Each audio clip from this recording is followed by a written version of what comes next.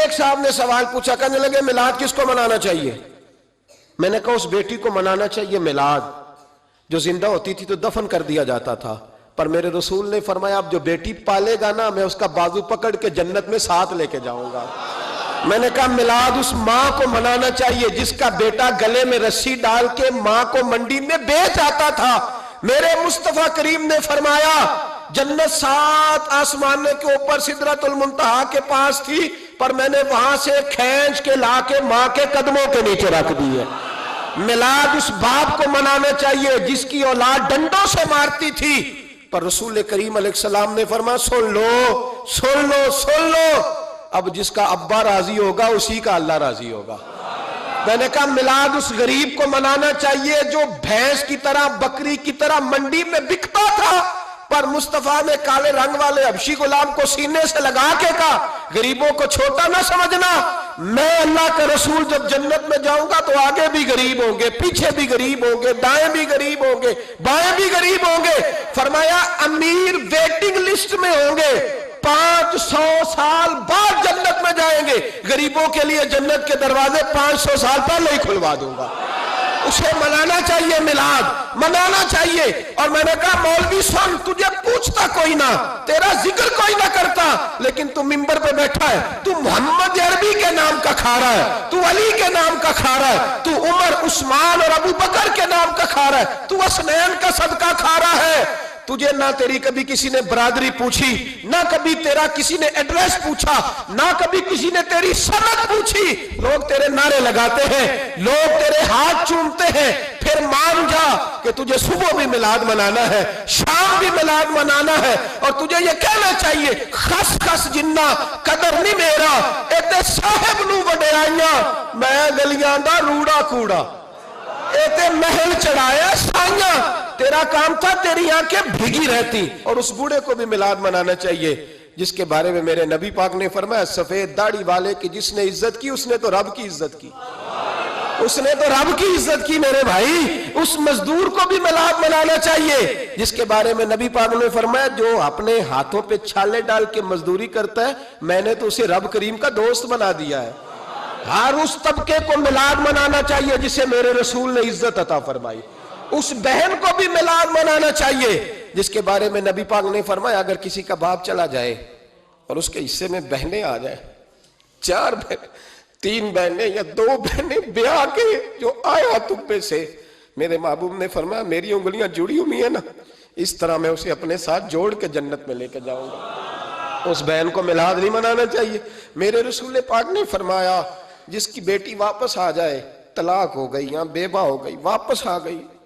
نام بچ سکی، واپس آ گئی، فرمایا واپس آنے والی بیٹی کی جو باپ خدمت کرے گا، میرے رسول پاک فرماتے ہیں میں قیامت میں اس کا سفارشی بنوں گا۔ تو اس بیوہ کو اور طلاق یافتہ کو میلاد نہیں منانا چاہیے؟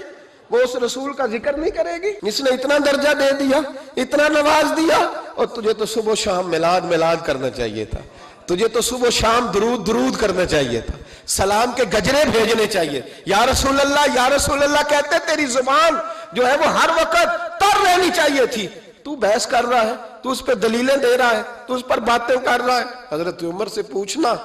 حضرت عمر سے، جناب اسامہ بن زید رضی اللہ تعالیٰ عنہ حضور کے غلام تھے، نبی پاک ان سے بڑا پیار کرتے تھے۔ ایک جنگ میں پیسے آئے تو حضرت عمر فاروق رضی اللہ تعالیٰ عنہ نے 25,000 دیا اپنے بیٹے کو، اور اسامہ بن زید کو 50,000 دینار دیے۔ بیٹا کہنے لگا ابا جی وہ تو چھوٹے ہیں، میں بڑا ہوں، وہ حضور کے زمانے میں بچے تھے، میں جہاد کرتا تھا، یہ آپ نے کیا کیا؟ تو حضرت عمر رو پڑے، کہنے لگے بیٹا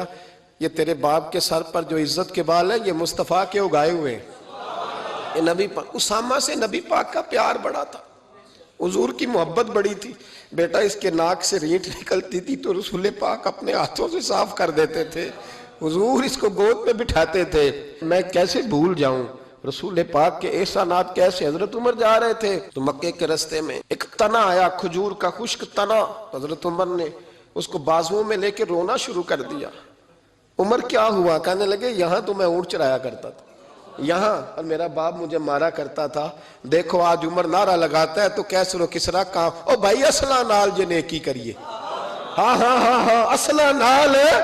جے اصلا نال جے نیکی کریے تے وہ نسلاں تاک نہیں بھول دے ہاں بے اصلا نال نیکی کریے تے پھول کنڈیاں نال تول دے اور سن تیری دنیا بھی حضور کے صدقے بنی اور تیری قبر میں بھی کوئی ساتھ نہیں جائے گا کوئی ساتھ نہیں جائے گا قبر میں بھی مصطفیٰ کریم صلی اللہ اور دیکھنا قبر کے اندر بھی کبھی کوئی گیا ہے قبر میں بھی رسول پاک قبر میں بھی رسول پاک قبر میں بھی رسول پاک میرے استاد فرمایا کرتے تھے بتاؤ جس قبر میں نبی پاک آئیں گے وہاں عذاب کیا ہونا ہے جب حضور ہی آ گئے تو عذاب کیا ہونا ہے نبی پاک تو جدھر سے گزر جائیں رب وہ جگہ جنت بنا دیتا ہے وہاں کیا عذاب ہونا ہے وہاں تو دیدار ہونا ہے تیری قبر میں بھی نبی پاک اور حضور نے فرمایا میزان عمل پہ عمل تلیں گے تو پھر بھی میں تمہارے پاس ہوں گا حضور علیہ السلام نے فرمایا پل صراط سے گزرو گے تو پھر بھی میں تمہارے پاس ہوں گا اور میرے رسول پاک علیہ السلام نے فرمایا جب تم جنت میں جانے لگو گے تو پھر بھی میں تمہارے تو بتا تیرے رسول تو ہر وقت تیرے ساتھ ہیں تو کب نبی پاک کے ساتھ ہوتا ہے تو بتانا تو کب نبی پاک کے ساتھ میں چھوٹے جلسے کا قائل ہوں لمبی محفل میں گزارش کرتا ہوں دوستوں سے کہ لمبا جلسہ نہ کرو لیکن ایک جگہ پہ میں گیا تو ایک بڑے پڑھے لکھے آدمی نے مجھے کہا مولانا ان کو سمجھائیں آدھی رات تک بٹھائے رہتے ہیں ان کو سمجھائیں میں نے کہا میں سمجھاؤں گا پر آپ بھی ذرا اپنا لب و لہجہ تھوڑا دھیما کریں تو پوری رات نہیں نبی پاک کے لیے جاگا اور میرے رسول تو ساری حیات تیرے لیے جاگتے رہے ساری رات محبوب نے کیا کہتے ہیں بریلی کے امام اعلیٰ حضرت فرماتے ہیں ان کی مہک نے دل کے غنچے کھلا دیے وہ جس راہ چل دیے ہیں کوچے بسا دیے ہیں میرے کریم سے گر قطرہ کسی نے مانگا دریا بہا دیے دربے بہا دیے ہیں اور اللہ کیا جہنم اب بھی نہ سرد ہوگا اللہ کیا جہنم اب بھی نہ سرد ہوگا رو رو کے مصطفیٰ نے دریا بہا دیے رو رو کے مصطفیٰ نے اور پھر کہنے لگے رو رو کے مصطفیٰ نے ان کے نثار کوئی کیسے ہی رنج میں ہو جب یاد آ گئے ہیں سب غم بھلا دیے جب یاد آ گئے ہیں سب غم اسی لیے تو ہم کہتے ہیں میلاد کھل کے مناؤ رسول پاک کا میلاد بہانے کرتے ہیں بہانے وہ کرتا ہے جس نے کام نہیں کرنا ہوتا جس نے کرنا ہوتا ہے وہ بہانے اعلیٰ حضرت نے جو پروگرام دیا وہ بڑا لمبا چوڑا ہے کب تک کا تجھے کیا بتائے اعلیٰ حضرت فرما گئے حشر تک ڈالیں گے ہم حشر تک ڈالیں گے ہم پیدائش مولا کی دھوم اور مثل فارس نجد کے قلعے گراتے جائیں گے اور خاک ہو جائیں عدو جل کر مگر ہم تو رضا دم میں جب تک دم ہے ذکر ان کا سناتے جائیں